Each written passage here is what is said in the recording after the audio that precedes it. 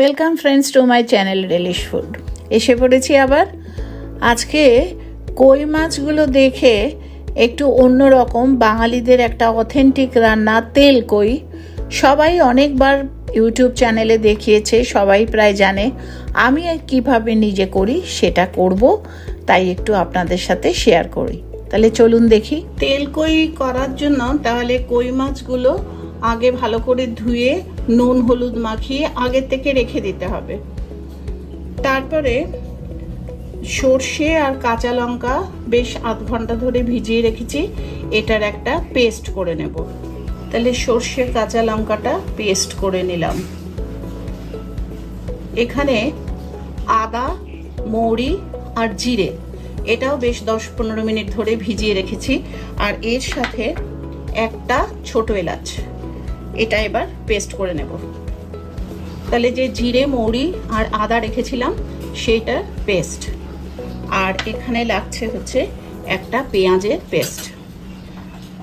তাহলে এখন তেল কই বানাবার জন্য এছাড়া গুঁড়ো মশলা, হলুদ, শুকনো লঙ্কা যখন যেরকম দেখাতে দেব সেরকম দেখাতে থাকবো। তাহলে চলুন বানাই তেল কই। তাহলে মাছটা করার জন্য কড়াই বসিয়ে দিয়েছি, কড়াই গরম হয়ে গেছে। রোজদিনই এক কথা বলি যে মাছ ভাজার জন্য প্রথমে কড়াইটা খুব গরম দরকার, তারপর তেলটা তো অবশ্যই। তাহলে অবশ্যই সর্ষের তেল দেব। বাঙালির একটা অথেন্টিক রান্না তেল কই, আর নামের সাথেই বোঝা যাচ্ছে যে তেলটা একটু কিন্তু আজকে বেশি পড়বে। তাহলে তেলটা এখন গরমের অপেক্ষা। তেল গরম হয়ে গেছে, আমি মাছগুলো এখন ছেড়ে দেবো। বেশি ভাজবো না, অল্প একটু এদিক ওদিক করে ভেজে নেব।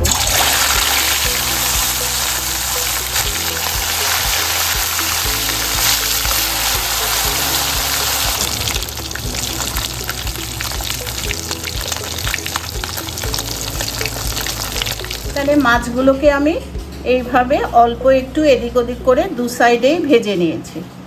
ওই মাছ ভাজার তেলেই তাহলে একটু ফোড়নও দিচ্ছি, কালো জিরে। একটু কালো জিরে ফোড়নে দিলাম। ওর মধ্যে পেঁয়াজ বাটাটা দিয়ে দিলাম।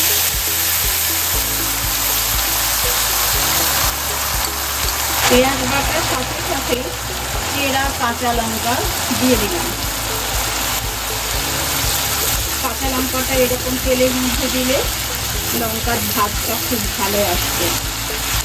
পেঁয়াজটা থেকে যখন একটা সুন্দর ভাজা ভাজা গন্ধ হয়ে আসবে, গন্ধটা বুঝতে হবে, বুঝে তার মধ্যে জিরে আদা মৌরি এই বাটা ছিল সেটা দিয়ে দিলাম।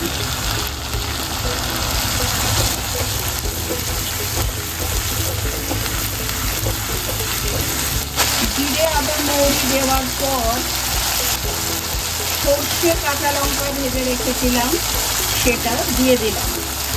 সর্ষে বাটা আর কাঁচা লঙ্কা বেটে রেখেছিলাম, সর্ষে কাঁচা লঙ্কা বেটে রেখেছিলাম। এই মাছটাতে একটু ঝালের প্রভাবটা বেশি থাকবে, ঝালটা একটু বেশি হবে।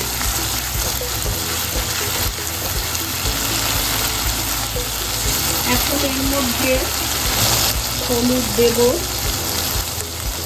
একটু রং আসার জন্য কাশ্মীরি লঙ্কার গুঁড়ো দেব,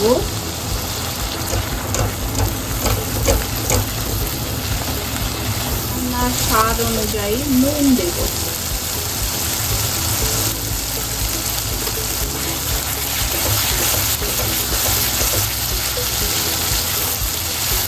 নুনটা একবার দিলাম, পরে আবার টেস্ট করে দেখব।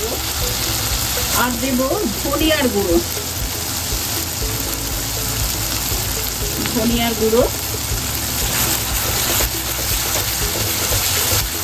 এইবার মশলাটা থেকে তেল ছাড়ার পালা। তেল ছাড়লেই অল্প একটু জল দিয়ে দেবো, কেন রেসিপিটা একটু গা মাখা টাইপেরই হবে। দেখা যাচ্ছে যে রান্নাতে তেল ছেড়ে দিয়েছে, চতুর্দিক থেকে তেল বেরিয়ে গেছে। তাহলে এই সময়তে আমি মিক্সি যে মশলা করেছিলাম সেই ধোয়া জল একটু দিয়ে দিলাম। আগেই বললাম যে এটা একটু গা মাখা টাইপের রেসিপি হবে, তাই এখানে বেশি জল দেব না, অল্প একটু আরও জল দিলাম।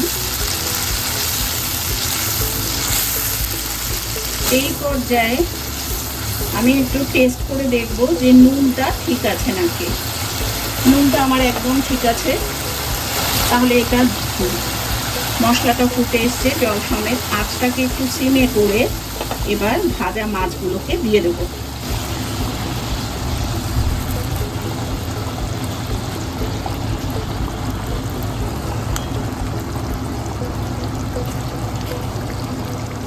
একটু জায়গা করে দিতে হবে, একটু জায়গা করে এটাকে এখন ঢেকে দেব। এইভাবে এটাকে 4 মিনিট একদিকে আর 4 মিনিট উল্টো দিকে, এভাবে এটাকে মাছটাকে সিদ্ধ করে নেব মশলাতে। 4 মিনিট পরে এটা এসে বলেছিলাম এর একটা সাইড প্রত্যেকটা মাছের উল্টে দেব।